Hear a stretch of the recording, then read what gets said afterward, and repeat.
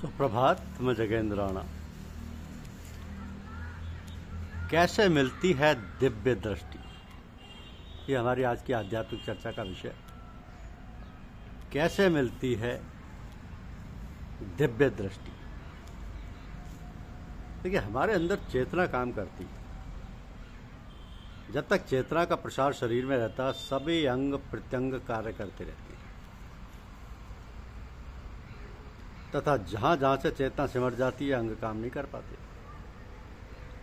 तो चेतना भी विद्युत शक्ति की तरह सर्वव्यापक है, और सर्वव्यापक सत्ता को ही हम ईश्वर परमेश्वर कहते हैं। तो विद्युत शक्ति को प्रयोग में लाने के लिए पहले पावर हाउस बनाते हैं, फिर वहां से बिजली के तार स्थान स्थान पर पहुंचाते हैं। जिस स्थान पर कनेक्शन देते हैं वहां पर मीटर लगाते हैं।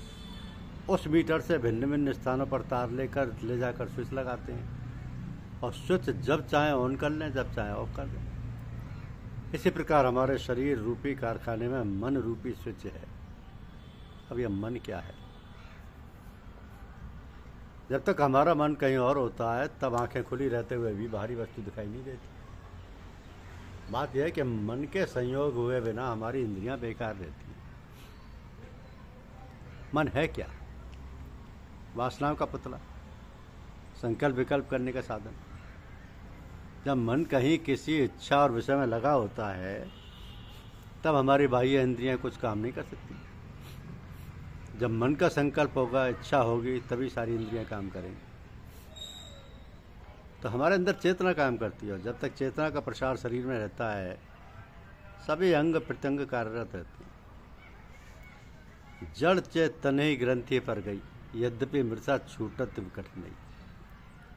हमारी चेतना की धार जहाँ जहाँ प्रवाहित होती है, वहीं वहीं अंग चेत जाते हैं, जागृत हो जाते हैं, काम में लग जाते हैं।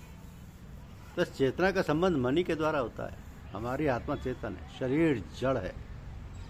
जैसे विद्युत प्रवाहित होने पर भी यदि बल्ब खराब है तो रोशनी नहीं होगी, इसी प्रकार यदि हमारे शरीर का कोई अंग खराब हो, तो उस जगह स्विच ऑन होने पर भी, मन की इच्छा का उधर ख्याल होने पर भी चेतना का प्रसार नहीं होगा।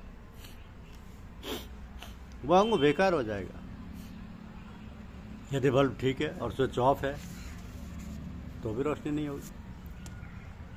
इसलिए असली दृष्टि हुई हमारी चेतना। हमारा शरीर एक कारखाना, मस्तिष्क पावर हाउस, विभिन्न प्रकार की नस नाड़ियाँ, बिजली के तार का पसारा, और मन है स्विच। तो जो चेतना करंट अथवा धार सीधे सीधे आत्मा से आ रही है, उसमें कोई मिलावटें ख्यालों, विचारों, वासनाओं की नहीं होती मिलावट। वो अंतर्दृष्टि कहलाती है, वही द्रव्य दृष्टि कहलाती है।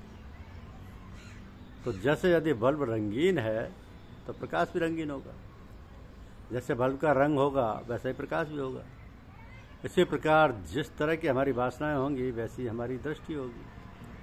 किंतु अंतर में जो दृष्टि आ रही है, वह तो शुद्ध है, अमलिन है, अतः दिव्य है, पवित्र है। तो संसार के विषय काम, क्रोध, लोभ, मोह, मद और मत्सर हैं।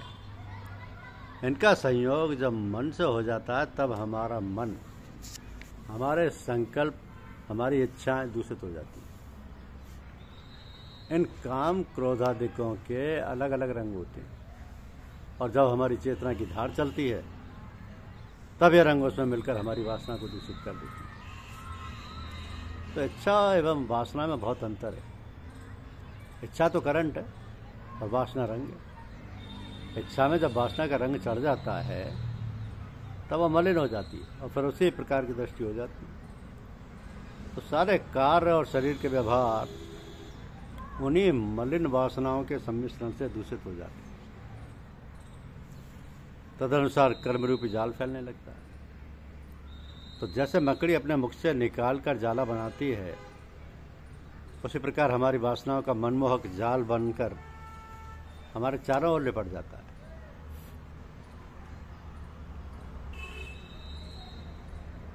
तो हम उसमें फंस जाते हैं, फिर आवागमन रूपी जन्म मरण का चक्र घूमने लगता है।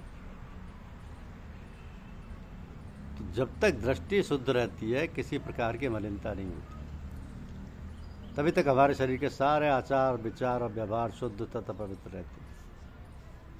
तो शुद्ध तथा पवित्र उन्हीं कर्मों को कहेंगे जो ईश्वरीय इच्छानुकूल हो। ईश्वरीय इच्छानुकूल वही होंगे जिनमें हमारी इच्छा शामिल नहीं होगी। इसकी पहचान ये है कि उसमें हमें सुख और दुख नहीं व्यापेगा, हानि लाभ आदि का प्रभाव नहीं रहेगा, क्योंकि वो तो ईश्वर प्रेरित कार्य है। तो जब हमारी इच्छा और वासना कुछ नहीं है, तब सुख दुख हानि लाभ का प्रश्न ही नहीं उठता। जब इच्छा और वासना नहीं रहती, तब हमारी दृष्टि निर्मल रहती है, और दृष्टि निर्मल रहने पर हमें दूर दूर तक स्पष्ट दिखाई देता है, तथा भूत भविष्य वर्तमान का कोई व्यवधान नहीं रहता। इसी को दिव्य दृष्टि कहती है। यही चेतना की धार है, शुद्ध, निर्मल और पवित्र। शुद्ध, निर्मल और पवित्र। तो हमारा शरीर एक कारखाना है, मस्तिष्क पावर हाउस है, विभिन्न प्रकार के नस नाड़ियाँ, बिजली के तार का पसारा और मन है स्वच्छ। तो जो चेतना करंट अथवा धार इसमें सीधे सीधे आत्मा से आ रही है, उसमें कोई ख्याल मिलावट नहीं है, ना ख्यालों की, ना विचारों की, ना वासनाओं की। इसलिए वो अंतर्दृष्टि कहलाती है, वही दिव्य दृष्टि कहलाती है। तो जैसे यदि बल्ब रंगीन होगा तो प्रकाश भी रंगीन होगा, जैसा बल्ब का रंग होगा वैसे ही प्रकाश भी होगा। इसी प्रकार जिस तरह की हमारी वासनाएं होंगी वैसी हमारी दृष्टि होगी। किंतु अंतर से जो दृष्टि आ रही है वह तो शुद्ध है, अमलिन है, वह तो दिव्य है, वह तो पवित्र है। जो अंतर से दृष्टि आ रही है वो तो पवित्र है। तो जब हमारी इच्छा और वासना कुछ नहीं है, सुख दुख हानि लाभ का प्रश्न ही नहीं उठता। जब इच्छा वासना नहीं रहती तो हमारी दृष्टि निर्मल रहती है, और दृष्टि निर्मल रहने पर हमें दूर दूर तक स्पष्ट दिखाई देता है, तथा भूत भविष्य वर्तमान का कोई व्यवधान नहीं रहता। इसी को दिव्य दृष्टि कहते हैं। यही चेतना की धार है, शुद्ध, निर्मल और पवित्र। धन्यवाद। यूट्यूब चैनल को लाइक और सब्सक्राइब अवश्य कीजिए। शुक्रिया।